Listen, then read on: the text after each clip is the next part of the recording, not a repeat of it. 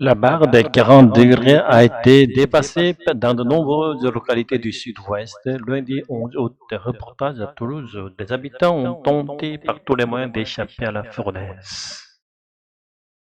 Toulouse était à l'arrêt lundi 11 août avec 41 degrés à l'ombre dans l'après-midi. Les éventails ont battu l'air et les boissons fraîches ont eu du succès. Mais les ombrières de la place du Capitole ont peine à supporter la température. On essaie de tester justement le système. Je n'ai pas l'impression que ce soit très efficace aujourd'hui. Je crois qu'il faut beaucoup de courage pour affronter cette journée. On confiait une mère et son fils, tout juste arrivés de Saint-Étienne. Adrien Lacombe, serveur, doit tenir le choc jusqu'à minuit. Il garde le sourire malgré la sueur qui ne cesse de perler sur son front. Ça fait déjà 2, 3 jours que c'est dur. Quand même, c'est un peu chaud, c'est dur. Mais bon, il faut le faire. On est là, dit-il. Un épisode de 10 jours prévu.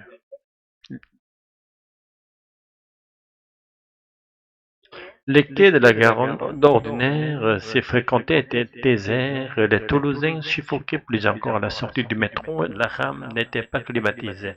Il n'y a que sur la Garonne qu'a pu être ressentie une légère brise. Je viens du nord, donc il fait moins chaud là-haut. Là, c'est vrai que c'est quand même assez étouffant. C'est sûr que c'est préoccupant. On se doute bien qu'il y a quelque chose qui se dérègle.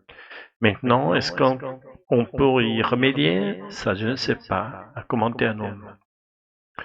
France Télévisions a également croisé le chemin des cyclistes et des coureurs, mais il va peut-être falloir lever le pied. Selon Météo France, l'épisode devrait durer plus de 10 jours avec des températures autour de 42 degrés. Pour aider le corps à mieux supporter les chaleurs extrêmes, mieux vaut choisir les bons vêtements.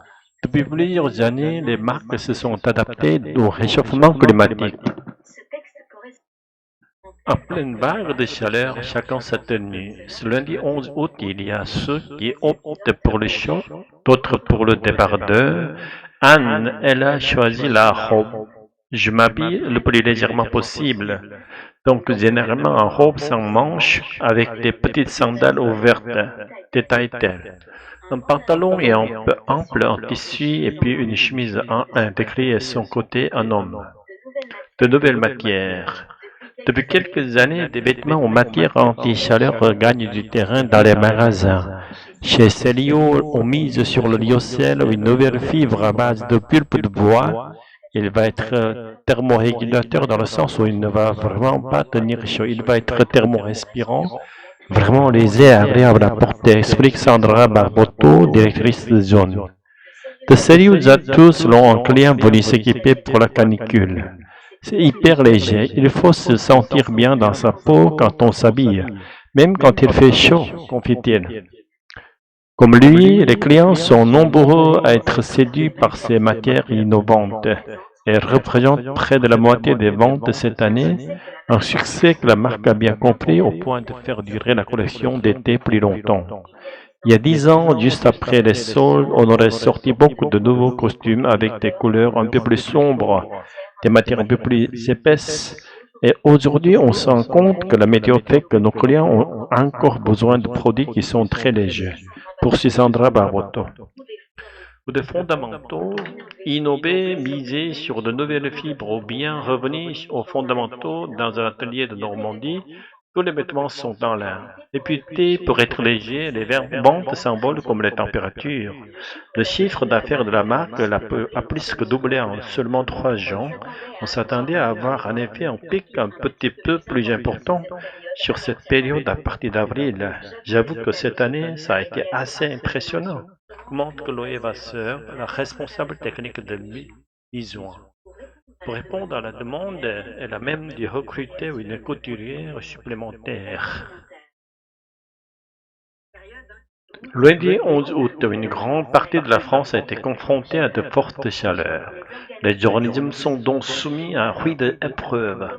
Comment réagit le corps aux températures extrêmes? Comment l'aider au mieux? Ça n'aura échappé à personne. Plus la température s'envole, plus on transpire.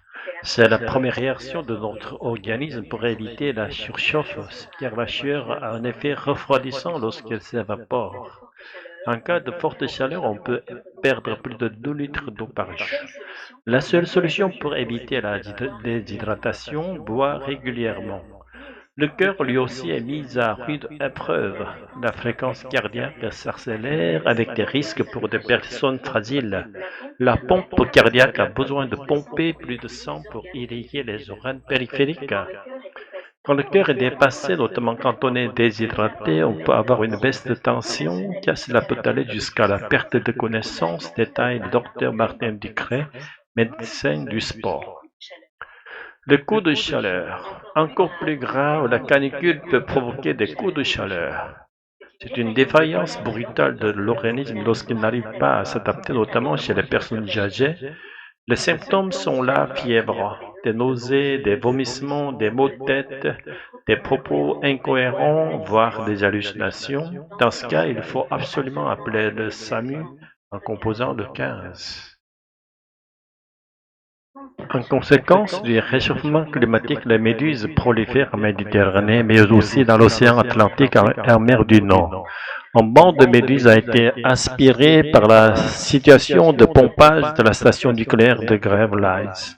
Lundi 11 août, forçant tous les réacteurs à se mettre à l'arrêt. Des petites méduses en apparence inoffensives paralysent la plus grande centrale nucléaire d'Europe de l'Ouest, celle de Gravelines, dans le nord de la France. Elle est totalement à l'arrêt depuis la matinée du lundi août. 4 réacteurs ont été interrompus. Les méduses se sont agglutinées en masse devant les grilles des stations de pompage de l'eau en haute mer qui servent à refroidir les réacteurs. En cause de la justement autopause qui s'est concentré le long des côtes.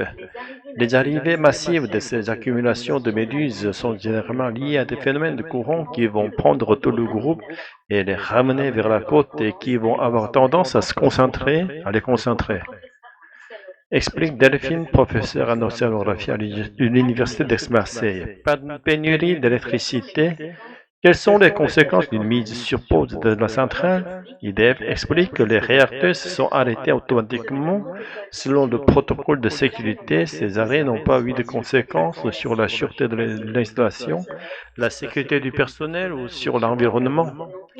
Pas de risque non plus de connaître une pénurie d'électricité en France. Selon Ludovic Dupin, directeur d'information de la Société française de l'énergie nucléaire, il y aura peu de conséquences puisque la France historiquement a une consommation très faible l'été. Le phénomène très rare s'est déjà produit dans la même centrale il y a 30 ans ou en Israël en 2011. La menace peut-elle devenir récurrente avec le changement climatique? C'est une possibilité pour certains scientifiques. L'augmentation de la température de l'eau pourrait favoriser la reproduction des méduses. La température des océans, des rivières ou des fleuves sont encore montées. Ça veut dire qu'il y aura encore probablement plus souvent un tel problème avec les méduses.